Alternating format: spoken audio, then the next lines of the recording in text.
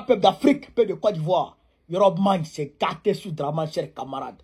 L'OIDH vient de les relancer encore Karim Khan, presser encore Karim Khan pour qu'il ouvre le procès du camp Ouattara. Dans quelques jours, chers camarades peuple d'Afrique, le camp Ouattara sera jugé à la CPI incessamment. Chers camarades peuple d'Afrique, écoutez cette vidéo, elle est partie. Cette lettre ouverte de l'Organisation ivoirienne des droits de l'homme au procureur de la CPI, 13 ans après le début des enquêtes qui visent entre autres les proches de l'actuel président Alassane Ouattara dans les crimes commis pendant la crise post-électorale de 2010-2011. La Cour pénale internationale n'a toujours pas abouti à un procès. L'OIDH dénonce la lenteur des procédures. Les précisions à Abidjan de Julia Guggenheim. L'Observatoire ivoirien des droits de l'homme, l'OIDH, demande à la Cour pénale internationale de publier des résultats, même partiels, sur les résultats de ces enquêtes qui portent principalement sur la crise post-électorale de 2010-2011. Dans la lettre ouverte que l'ONG a adressée au procureur Karim Khan, eh bien, l'ONG s'inquiète des lenteurs de la procédure. Pas continuer dans cette tradition d'impunité, on ne peut pas continuer dans cette tradition de lenteur. Je crois qu'il y a cet adage qui dit une justice retardée, c'est un déni de justice. Et comme vous le savez, la Côte d'Ivoire s'est enlisée dans une tradition de violence politique, de violence électorale. Et nous sommes à l'orée d'élections. Ces violences-là, nous semble-t-il, sont nourries par l'impunité, justement. Il faut que la lumière soit faite, que les responsabilités soient situées et que les auteurs soient poursuivis, pour donner donc aux victimes la possibilité d'obtenir une indemnisation et une réparation et créer les conditions de la non-répétition des crises que nous avons connues. La Cour pénale internationale a ouvert 2 séries d'enquêtes en Côte d'Ivoire. La première, Côte d'Ivoire 1, a abouti par la condamnation de l'ancien président Laurent Gbagbo et de son ancien bras droit Charles Blé Goudé pour crimes contre l'humanité. Ils ont par la suite tous les deux été acquittés. La seconde, Côte d'Ivoire 2, concerne elle plutôt les proches de l'actuel président Alassane Ouattara et elle est toujours en cours. Alors si le bureau du greffe de la CPI à Abidjan doit fermer d'ici un an, eh bien le procureur et l'institution ont promis que les enquêtes, elles, se poursuivront. Voilà. Donc, chers camarades, déjà, le vendredi 18 octobre 2024, vendredi prochain, on s'en va à la CPI. On s'en va à la CPI pour aller demander, chers camarades d'Afrique, l'ouverture du procès du camp Ouattara. On va l'appuyer, cette lettre, ce courrier de l'OIDH, l'Observatoire ivoirien des droits de l'homme. On va l'appuyer ça. Non. Il va aller.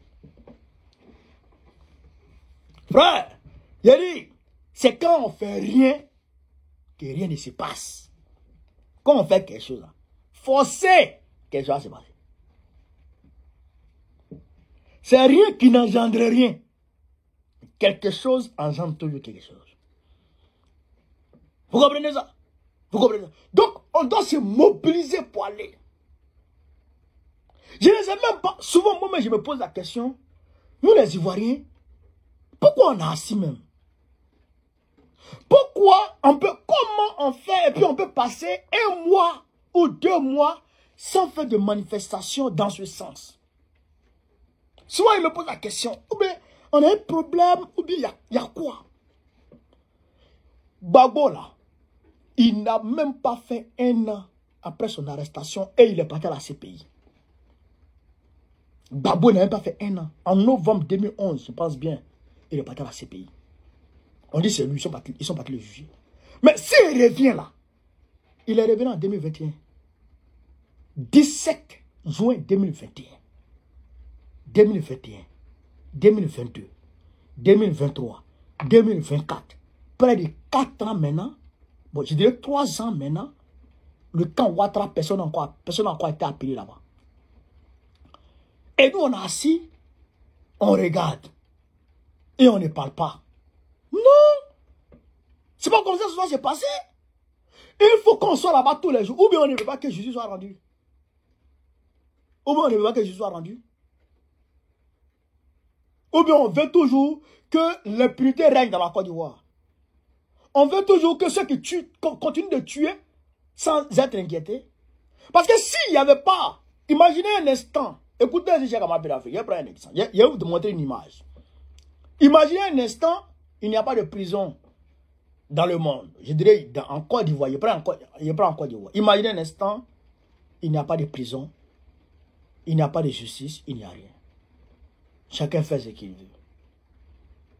Mais les voleurs là, ils ne seront même pas gênés. Ils vont voler comme ils veulent. Ils vont tuer comme ils veulent. Ils vont faire ce qu'ils veulent. Parce qu'il n'y aura pas de mesures de rétorsion contre eux. Mais c'est parce qu'il y a une justice que quand même les gens se cachent pour faire certaines choses. Et quand ils le font, il y a des enquêtes qui sont menées pour essayer de les attraper. Ce qui diminue, on va dire, le fléau du banditisme et des crimes. Vous comprenez ça? Mais dans ce cas d'espèce, les crimes d'État, les crimes, je dirais, ethnationaux, organisés, parce que c'est un coup de force ethnational qui a été organisé contre Gbagbo. Mais si devant ce genre de cas, il n'y a pas de justice, mais ils vont continuer. Ils vont continuer. Donc, il faut que nous, là, on se batte. Vous avez vu le Rwanda. Hier, j'étais au tribunal pour aller soutenir Charles Onana. Mais après la condamnation de ceux qui ont été reconnus coupables du génocide des Tutsis, eh bien, il y a le procès du camp FPR, le Front Patriotique Rwandais, qui était dirigé par Paul Kagame, qui sera bientôt sur le banc des accusés. Parce que Charles Onana a fait sortir un livre où il accuse Paul Kagame de génocidaire. Donc les gens se mobilisent. Il y a des Rwandais qui sont allés témoigner. Mais même le camp des Tutsis, c'est après combien d'années ils ont été jugés? Près de 20 ans après, ils ont été condamnés. Parce qu'ils n'ont pas lâché. Donc il ne faudrait pas qu'on lâche. On ne doit pas lâcher. D'autant plus que le dossier est ouvert. Côte d'Ivoire 2, c'est ouvert. Donc c'est à nous d'être mobilisés matin, midi, soir. Matin, midi, soir. D'autant plus que ces mêmes criminels qui sont coupables en réalité de ces crimes sont en train de se préparer encore à commettre d'autres forfaitures. Ils se donnent le toupet de retirer le candidat de la majorité des Ivoiriens de la liste électorale. Sachant que ça va créer des troubles. Et ils se préparent à ces troubles. Et ils se préparent à commettre des crimes.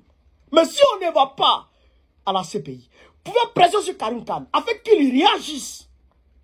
Mais ça va créer quoi? C'est pas vrai. Il faut qu'on soit dans les... Il faut qu'on soit en mouvement. Il faut que nous, on soit toujours en mouvement. C'est pourquoi je vous appelle à vous mobiliser pour le 18. Pour ceux qui n'auront pas l'occasion de m'avoir peut-être au téléphone ou de pouvoir avoir les camarades qui sont chargés d'encaisser le tarif qui est 45 €, vous pouvez vous présenter à partir de 6h30. 6h30 à la gare du Nord, au niveau du Burger King. 6h30 au niveau du Burger King. Vous avez compris? Le 18, à partir de 6h30, 7h déjà, on sera parti.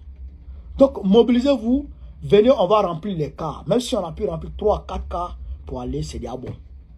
On va aller à 6h, on va arriver à Bruxelles à 10h. 10h, on manifeste à Bruxelles, on dépose une motion là-bas. Et puis, on va à la CPI, on va manifester, on dépose une motion. On va toujours manifester. Il faut qu'on reprenne les manifestations de plus belle. C'est ça qu'il avait été. Donc, camarades de l'Afrique, voilà ce que je voulais vous dire sur cette vidéo. Partagez-le au maximum. Mettez-la partout à travers le monde. Sur ce, vive l'Afrique libre, vive le panafricanisme, vive tous les présidents panafricains. Gbagbo président du Code 2025. Inch'Allah, on est ensemble.